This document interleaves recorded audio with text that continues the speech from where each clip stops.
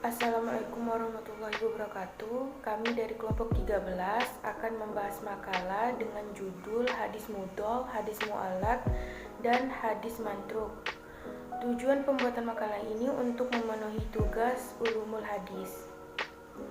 Baiklah, sebelumnya perkenalkan, nama saya Fitma Asmarani dan rekan saya Ayu Sekarini. Pertama-tama saya akan menjelaskan tentang pengertian hadis mudhol.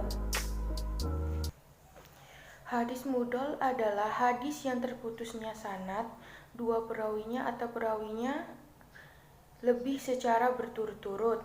Hadis ini sama bahkan lebih rendah dari hadis muqatti, sama dari segi keburukannya, kualitasnya, bila muqattinya lebih dari satu tempat. Contoh-contoh hadis mudhol adalah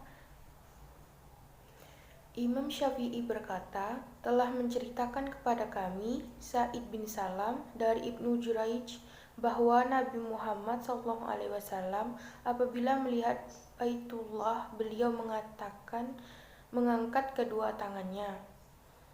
Dapat kita gambarkan sanadnya sebagai berikut.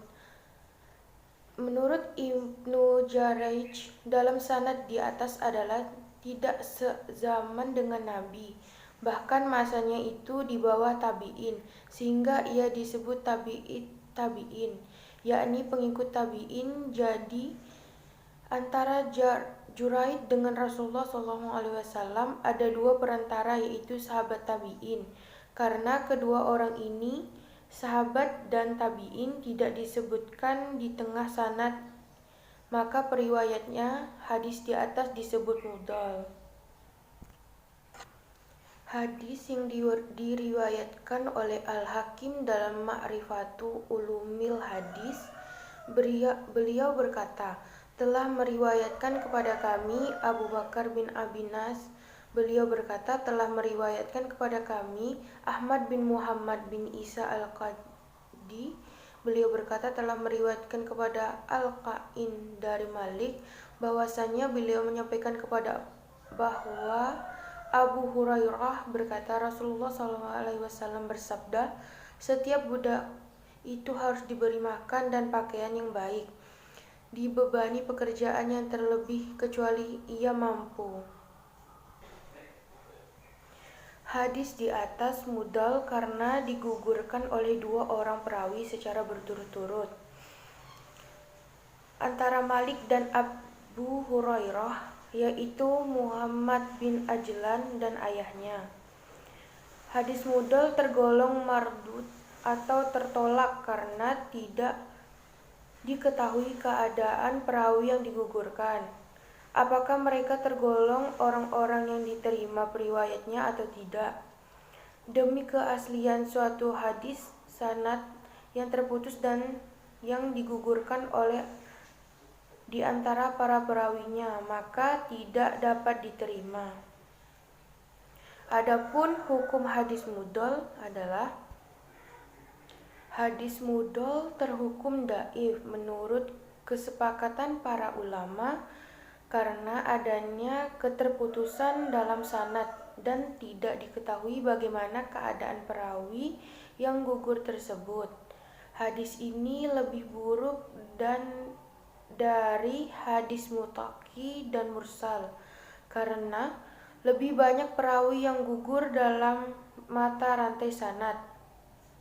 Adapun perbedaan antara mudhol dengan mutaki adalah kalau mudhol sanadnya gugur dua atau lebih secara berturut-turut, sedangkan pada muqatti sanadnya yang gugur satu atau lebih tidak secara berturut-turut. Ibnu Shalah mengatakan bahwa setiap hadis mudhol itu termasuk muqatti, akan tetapi tidak setiap muqatti itu mudhol. Baiklah, kita akan masuk ke pokok pembahasan kedua, yaitu hadis mu'allaq.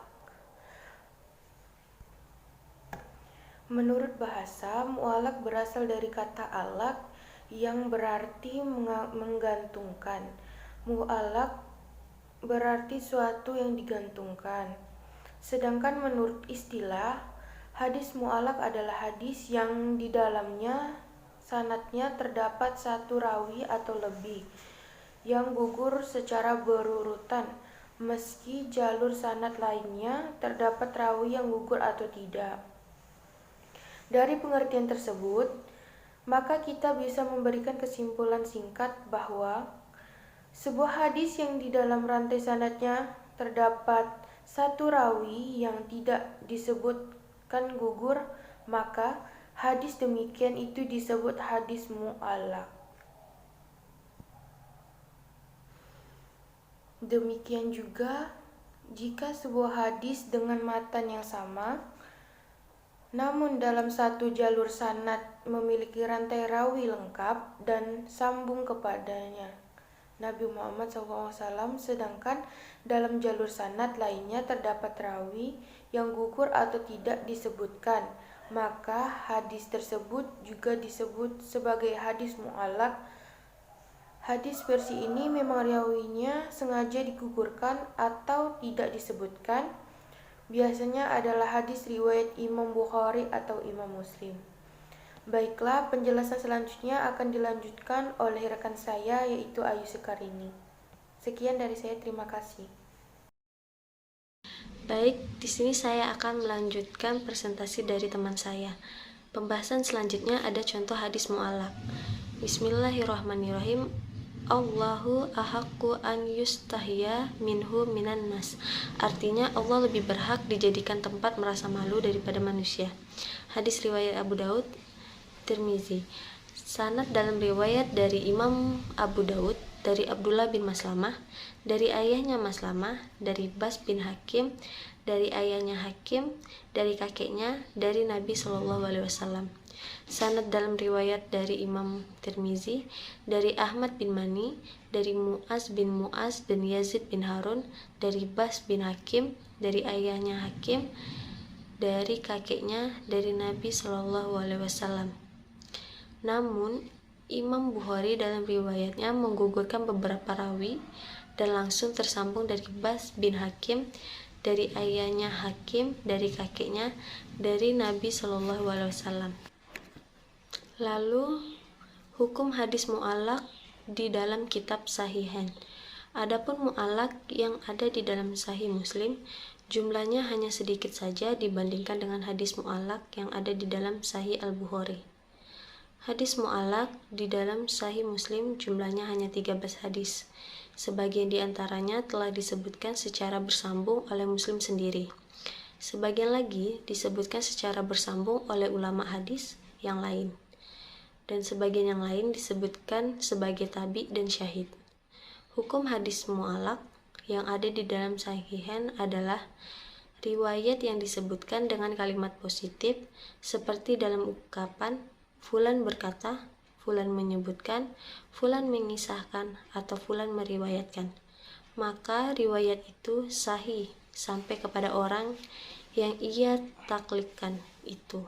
Sedangkan sanad yang lain tetap perlu diteliti, karena bisa jadi sanad itu sahih dan bisa pula dhaif.